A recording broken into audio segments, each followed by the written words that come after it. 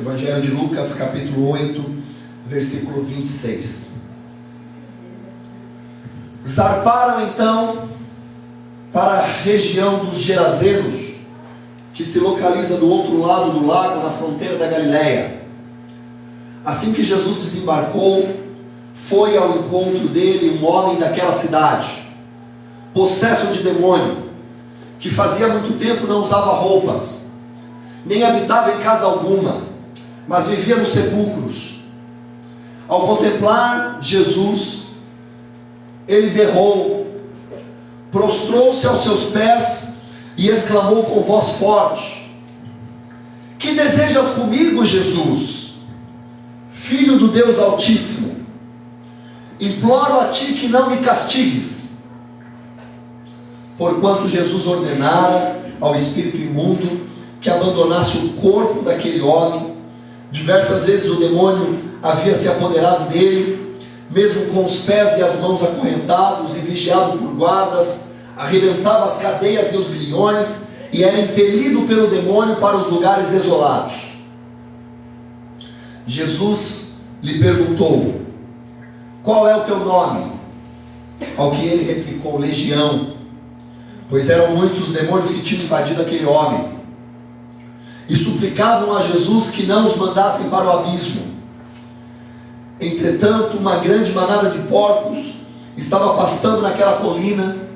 Os demônios imploraram que Jesus lhe permitisse entrar nos porcos, e Jesus consentiu. Então, saindo do homem, os demônios invadiram os porcos, e a manada jogou-se precipício abaixo em direção ao grande lago, e todos os porcos se afogaram. Ao observar tudo o que acontecera, as pessoas responsáveis pelo cuidado dos porcos fugiram e foram contar esses fatos na cidade e nos campos. E ocorreu que o povo saiu para ver o que tinha sucedido. Quando se aproximaram de Jesus, viram aquele homem de quem os demônios haviam saído, assentado aos pés de Jesus, vestido e em perfeito juízo, e todos ficaram apavorados. As pessoas que haviam testemunhado todos os fatos contaram também como fora liberto aquele homem dos muitos demônios que o haviam tomado. Então todo o povo da região dos Gerazenos rogou a Jesus para que se retirasse de suas terras, pois estavam aterrorizados. Contudo, o homem de quem havia saído e sido expulsos os demônios implorava-lhe que o deixasse ir com ele. Mas Jesus despediu-se, recomendando-lhe: volta para tua casa e compartilha tudo quanto Deus fez por ti. E assim o homem partiu e anunciou na cidade inteira todas as obras que Jesus havia realizado em sua vida. Amém? Meus irmãos, essas palavras são palavras de vida eterna para mim e para você. Ao olhar a vida desse homem, ao olhar a história desse homem, ao olhar essa história que o Evangelho narra para nós, a gente pode se perguntar: existem razões ou não para a gente buscar blindar espiritualmente a nossa família? Existem razões ou não para nós, como pais de família, nos blindarmos espiritualmente? Existem razões ou não para você que é mãe de família blindar espiritualmente você ou não? Existem razões ou não para blindarmos espiritualmente nossos filhos ao ler essa história? Jesus foi para o outro lado do mar. Nesse percurso, indo para o outro lado do mar, Jesus tinha um propósito de ir para lá. Jesus vai para uma região que é chamada de Decápolis, que era uma região formada por 10 cidades. E essas 10 cidades eram cidades pagãs. Eram cidades em que não haviam a maioria judaica habitando. E como que você sabe disso, pastor? Porque ali eles criavam porcos, e o judeu não cria porcos, porque para o judeu o porco é um animal impuro segundo a Torá. Por isso ele não cria porcos, ele não come porcos. E criar porcos é uma função indigna. Criar porcos é uma função impura. Criar porcos não era uma função que o judeu fazia. E ali eles criavam muitos porcos. Esse evangelho que nós lemos, ele também está em Marcos e ele também está em Mateus. Jesus, quando está atravessando o mar, ele enfrenta uma grande tempestade. Nos versículos anteriores, se a gente for ler o que estava acontecendo antes de Jesus chegar nessa região dos Gerazenos, na Decápolis, eles enfrentam uma grande tempestade. Jesus gostava, nesses períodos de travessia do mar, ele gostava de ir, porque nesses momentos ele estava afastado das multidões que o acompanhavam, que o seguiam, que estavam atrás dele, e nesses momentos ele tinha a oportunidade de descansar. Diversas vezes no Evangelho, você que já leu o Evangelho, os 4 Evangelhos inteiros, você vai ver que Jesus se afasta para um lugar para ficar sozinho. Que Jesus pede muitas vezes para ficar na margem para os discípulos irem na frente dele, para ele orar mais um pouco, e depois ele vai sozinho. E nesses períodos de trajeto, de barco, Jesus aproveitava para descansar, e aqui Jesus dorme. Jesus estava tão cansado no seu ministério era intenso. Jesus às vezes não tinha tempo de dormir direito, de tão intenso que era o seu trabalho ministerial. E ali ele dormiu. Jesus estava dormindo, vem uma grande tempestade, os discípulos se apavoram, os apóstolos ficam com medo de morrer, e eles estavam com tanto medo de morrer, que eles vão até Jesus, e eles acordam Jesus perguntando para ele: não te importas que a gente morra? Jesus levanta, como ele estava descansando, ele estende a mão, manda o vento parar, manda a tempestade cessar, e o mar fica em silêncio.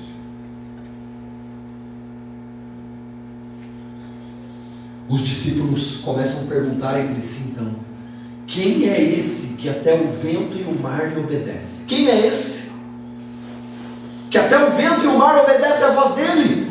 Ele acordou, ficou em pé, e ele fez aquilo que nós não conseguiríamos fazer e que ninguém aqui conseguiria fazer. Ele acalmou a tempestade, acalmou o vento, parou, ficou em silêncio o mar. Quando eles descem do outro lado, quando eles chegam ao destino para onde eles estavam indo, eles descem do barco, pisam na terra. Quando Jesus pisa naquela terra e os apóstolos começam a descer numa colina, um homem mal cuidado, um homem todo machucado, um homem que se feria com pedras, um homem mutilado e marcado, um homem gritando lá das colinas, porque diz que ele morava nos sepulcros, e naquela região eles faziam os cemitérios e os sepulcros nas montanhas, em cavernas, e aquele homem estava morando lá naquelas cavernas, pelado. Ele desce daquela montanha gritando em direção a Jesus e os apóstolos pelados, uma cena de terror. Eu desconfio até que eles, os apóstolos, deram no pé, subiram no barco e falaram: Jesus, não vamos ficar aqui não. Você imagina a cena, você está num lugar de pagãos, um homem desce um morro pelado, gritando, furioso, em direção a você.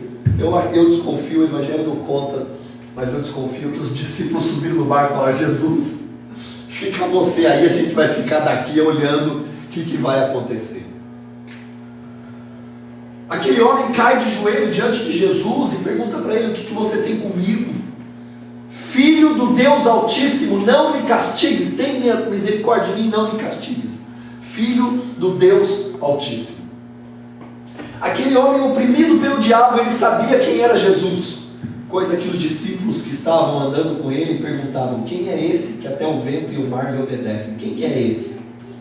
Mas aquele homem oprimido pelo diabo, um pagão, não era judeu, numa terra de pagãos, naquela situação terrível que aquele homem estava vivendo, ele sabia quem era Jesus.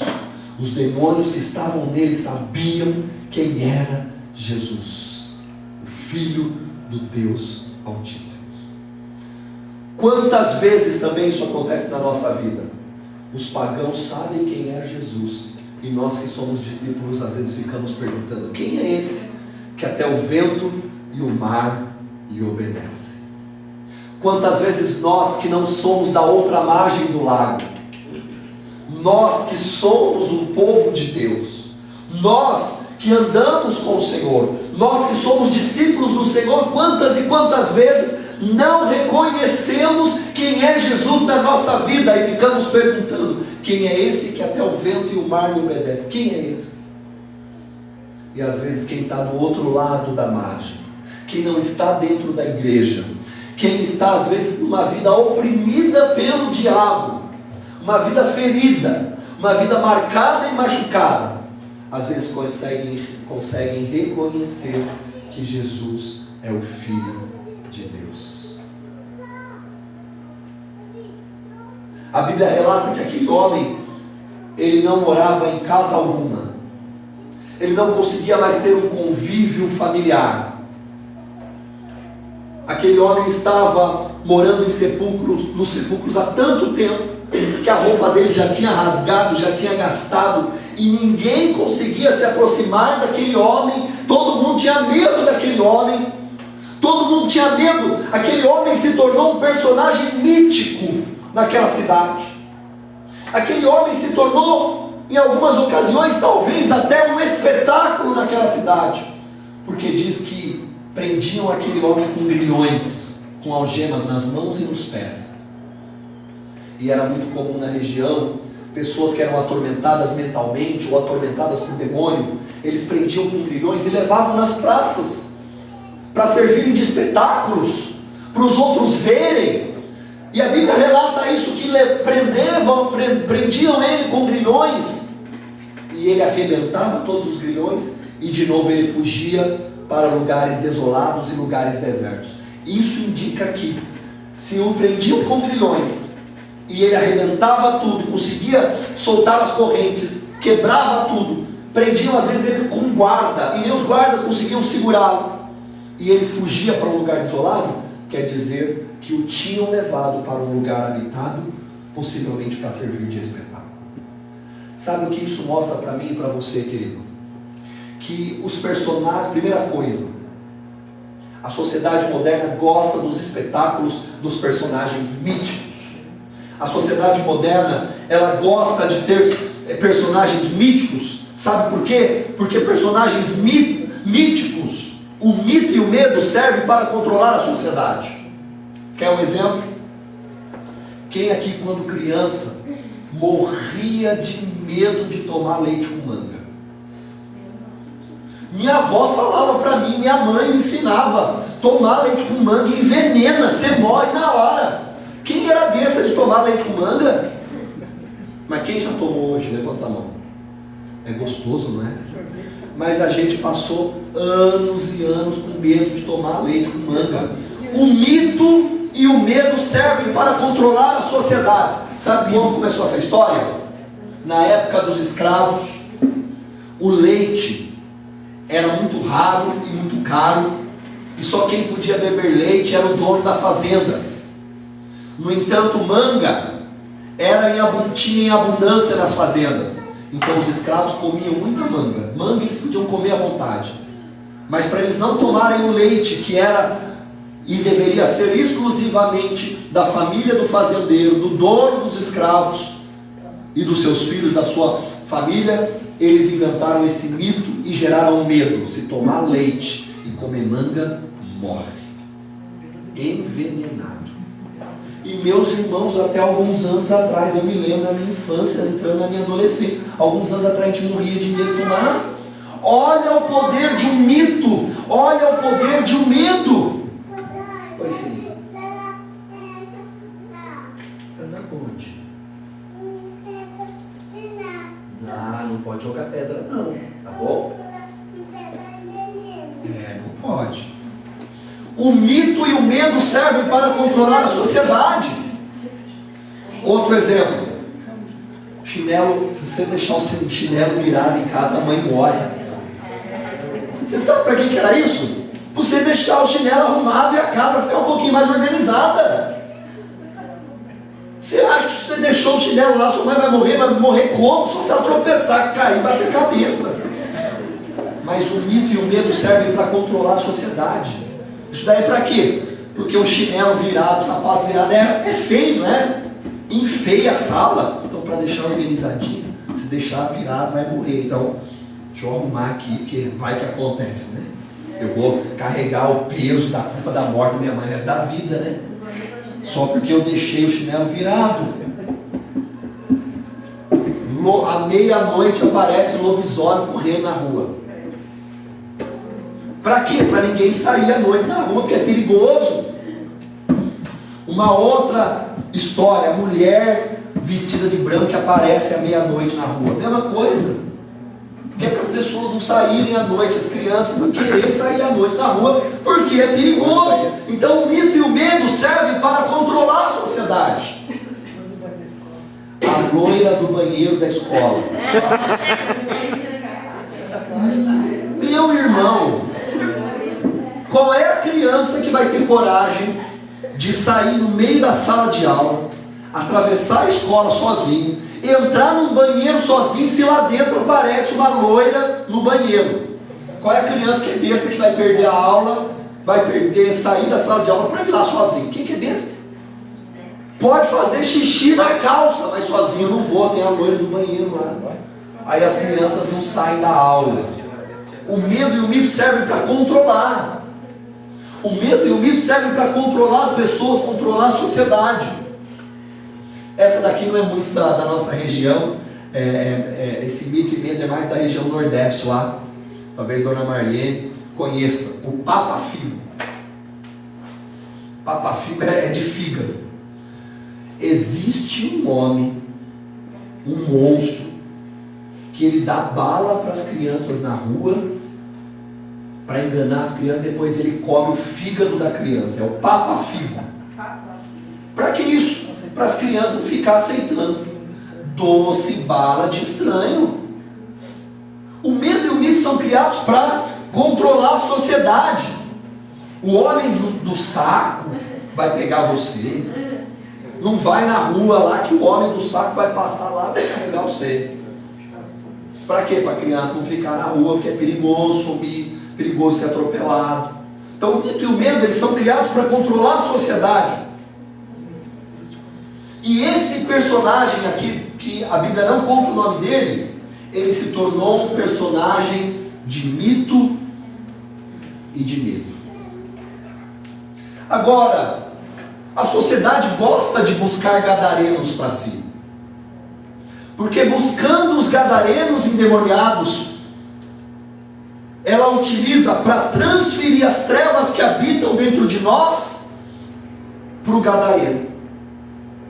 E quantas vezes a própria sociedade evidenciam episódios de gadarenos e nós aplaudimos e nós buscamos ver os gadarenos para transferir a treva que habita dentro de mim, que habita dentro de você.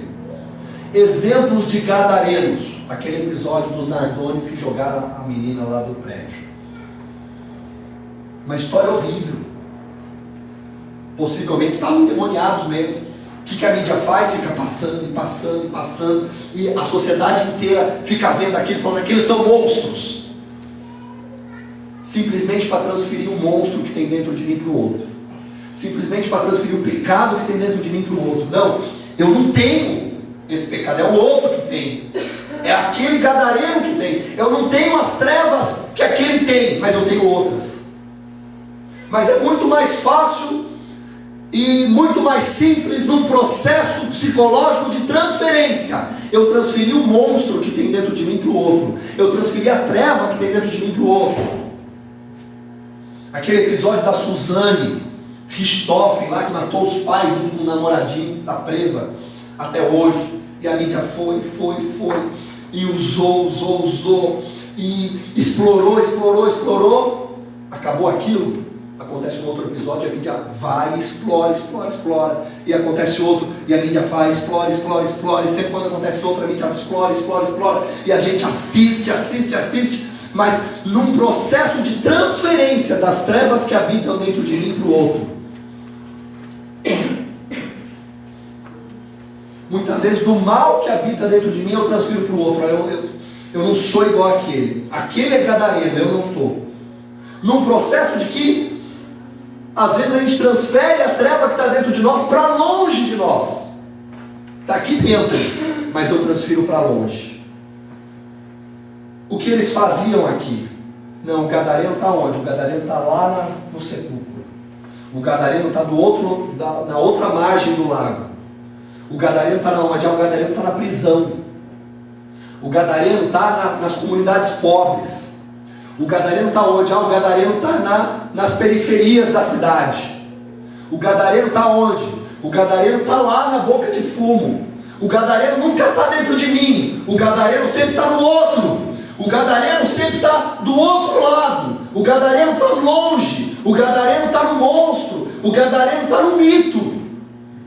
Para não reconhecer muitas vezes o gadareno que está dentro de mim e que está dentro de você. A treva que habita em mim e a treva que habita em você. Porque a palavra de Deus diz que todos pecaram e carecem da glória de Deus.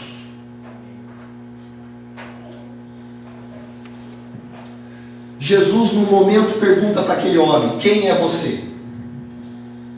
E aí algumas denominações evangélicas hoje, de maneira muito errada, acham que Jesus estava perguntando o nome do demônio. Jesus não perguntou o nome do demônio. Jesus perguntou o nome do homem. Qual é o seu nome? E o homem respondeu: é Legião. O homem estava tão perturbado e tão opresso em si, que ele já tinha perdido a identidade dele. Ele não sabia mais quem ele era. Ele não sabia mais qual era a essência do ser dele. Ele não sabia mais qual era a essência da existência dele. Jesus pergunta para ele: qual é o seu nome? Ou seja, quem é você? E ele já responde: é Legião. Legião era o nome utilizado para uma companhia de soldados romanos de cerca de 4.000 a 6.000 homens. E a legião era utilizada no exército romano para destruir uma cidade, para dominar uma cidade, para oprimir uma cidade, para conquistar uma cidade. Era utilizado uma legião de soldados romanos, entre 4.000 a 6.000 soldados, que chegavam numa cidade, destruíam, saqueavam, oprimiam e conquistavam aquela cidade. Esse homem responde a pergunta de Jesus, não com o nome dele, mas dizendo: é Legião. Porque dentro dele já habitavam, ele estava tão oprimido pelo diabo, que dentro dele já habitavam cerca de 6.000 personagens, que ele já não sabia mais quem ele era. Ele estava há tanto tempo oprimido pelo mal, que ele tinha perdido a referência de quem ele era. E deixa eu falar algo muito sério para mim e para você. A nossa sociedade moderna perdeu a referência de quem ela é. Os jovens não sabem quem são. Os adolescentes não sabem quem são. Os adultos não conseguem responder mais essa pergunta: quem é você? Qual é o seu nome? O ser humano está tão perdido na busca de ter, que se esqueceu de ser. O ser humano está tão perdido e oprimido na busca do trabalho, de ter mais, de ter mais, de ter mais, de conquistar mais, conquistar mais, conquistar mais, que há muito tempo esqueceu de ser, e esquecendo de ser, esqueceu quem ele é.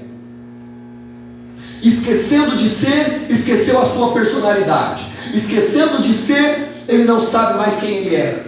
Há múltiplas personalidades habitando dentro do homem moderno.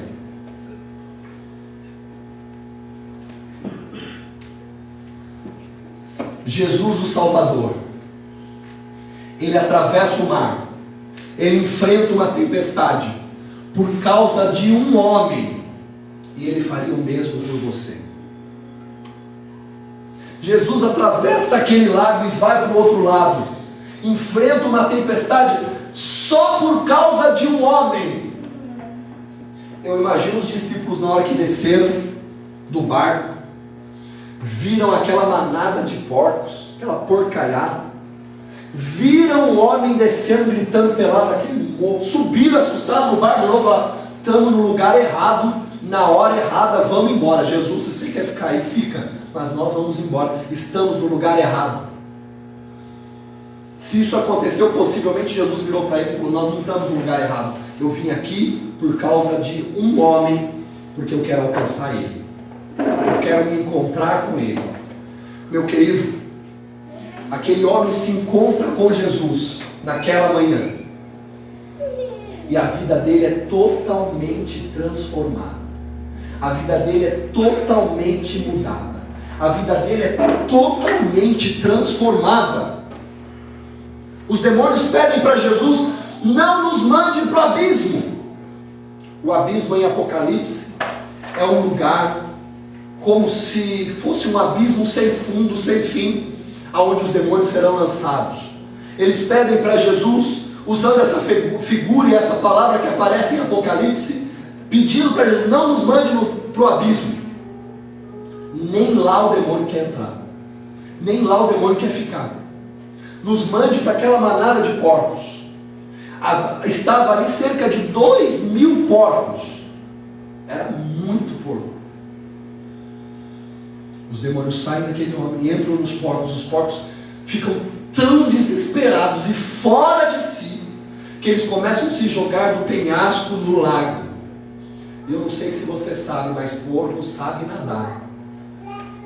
Mas aqueles porcos ficaram tão oprimidos e tão fora de si e tão alterados, que morreram afogados mais de 2.000 porcos naquele dia. Na região onde se criava porcos, região de pagãos, o porco era uma atividade lucrativa.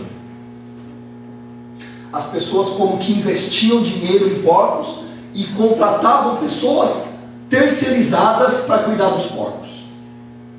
Quando acontece aquilo, os 2.000 porcos vão, se precipitam e morrem afogados. Os que estavam ali contratados cuidando dos porcos ficam desesperados, saem dali correndo, vão pelos campos e pela cidade dizendo o que tinha acontecido, como que avisando as pessoas. Sabe aquele porco que se investiu dinheiro e morreu? Chegou um homem aí na nossa região, aquele demoniado lá que servia às vezes de espetáculo para nós, que a gente gostava de assistir, porque a gente transferia o gadareno que está dentro de mim para o outro. Expulsou o demônio daquele homem, os demônios entraram nos porcos, morreram todos, vocês perderam o dinheiro. Os homens daquela região saem dos campos da cidade, vêm ao encontro de Jesus, aterrorizados. E aqui a gente vê e assiste algo que a nossa sociedade moderna está vivendo: uma inversão de valores. Aqueles homens daquela região tinham acostumado a ver aquele endemoniado por anos. Eles estavam acostumados a verem aquele endemoniado, saber que ele estava endemoniado. Eles tinham se acostumado com o gadareno. E quando chega Jesus, eles se aterrorizam com Jesus. Eles aplaudiam e estavam acostumados a conviver com o endemoniado. Mas quando chega Jesus e liberta o endemoniado, ao invés deles se maravilharem, ao invés deles louvarem a Deus diante de tão grande maravilha, eles ficam aterrorizados diante de Jesus. A nossa sociedade está acostumada com os gadarenos e se escandaliza com Jesus hoje. A nossa sociedade moderna se acostumou com as trevas e se aterroriza diante da palavra e da liberdade de Jesus. A nossa sociedade está acostumada com as trevas e quer distância da luz. O que aqueles homens fazem? Eles veem aquele homem agora vestido, aquele homem em perfeito juízo. Possivelmente algum dos apóstolos pegou uma túnica, vestiu aquele homem novamente. Ele estava em perfeito juízo, ele estava curado, ele estava completamente liberto. E aqueles homens daquela região viram para Jesus e mandam Jesus embora. Falam: Jesus, vai embora daqui, porque nós estamos profundamente aterrorizados. Parta daqui. E terminando o evangelho, eu acho lindo, que aquele homem que foi liberto, ele chega para Jesus e ele faz uma oração. E é uma oração sincera. É uma oração que a gente acha que Jesus vai até atender. É um pedido que na nossa mente limitada, a gente acha: não, Jesus vai atender esse pedido. É um pedido honesto. É um pedido até necessário. Ele vira para Jesus, aquele homem que foi liberto, e fala: Jesus, me deixa ir contigo. Eu quero ser teu discípulo. Eu quero largar tudo e te seguir para onde o Senhor for. Na nossa cabeça, Jesus vai dizer: na hora, vem aqui. Para os pastores modernos que querem ganhar dinheiro com o rebanho, na hora, meu irmão, mais um no meu rebanho, vem para cá. Para os pastores modernos que gostam de oprimir o povo e tosquear as ovelhas para ter lucro, na hora, vem para cá para o meu rebanho, ainda pedindo. Jesus não é esse líder. E esses pastores não são o modelo de Jesus. Jesus deixava as pessoas livres. E Jesus vira para ele e fala: não, você vai ficar aí na sua cidade e você vai anunciar as maravilhas que Deus fez na tua vida para todos desta cidade. Para todos da tua cidade você vai anunciar as maravilhas de Deus. Jesus até precisava de mais pessoas no ministério dele. Ele até mesmo diz: a messe é grande, mas os operários são poucos. Pedi, pois, ao Senhor da messe que envie operários para a vossa messe. E você só entende essa frase de Jesus depois que você vira pastor. Que é tanta coisa para fazer, e às vezes tão poucas pessoas envolvidas para trabalhar. Mas Jesus fala para ele: não, você não vai vir comigo. Eu quero, e a minha vontade para você é que você fique aí e conte para todos desta cidade as maravilhas que Deus realizou na tua vida. Sabe o que isso nos mostra, querido? Que todas as orações que nós fazemos para Jesus, todas elas, a gente tem que dizer: Jesus, eu quero muito isso, mas que não seja feita a minha vontade, mas seja feita a tua. Porque às vezes na nossa lógica humana, ir com Jesus é o correto, estar com Jesus é o certo, mas às vezes a vontade de Deus para você é outra.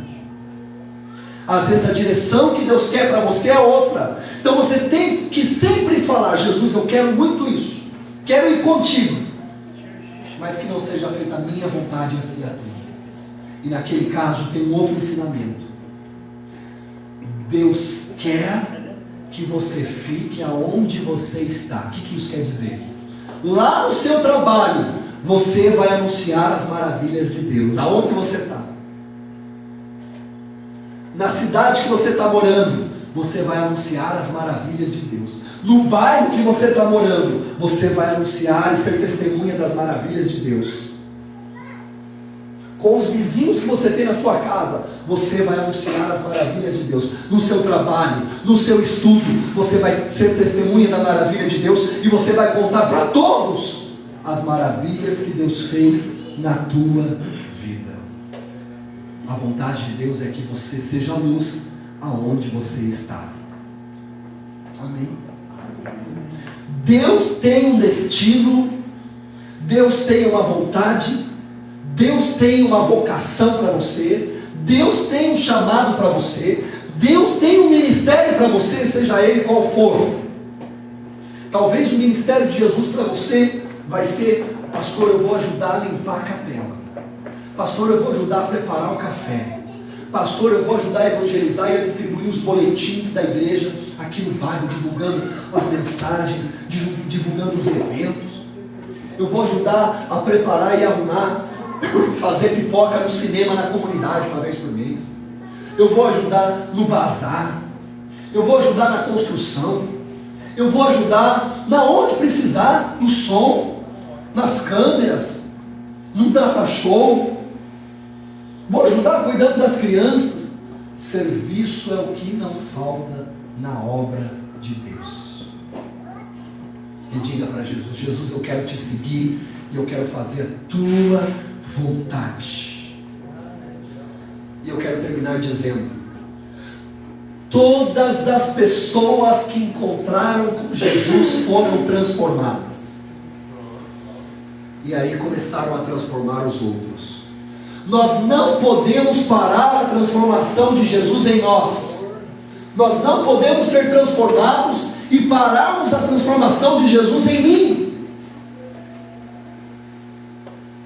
Todos aqueles que foram transformados, transformaram outros. Este homem foi profundamente transformado.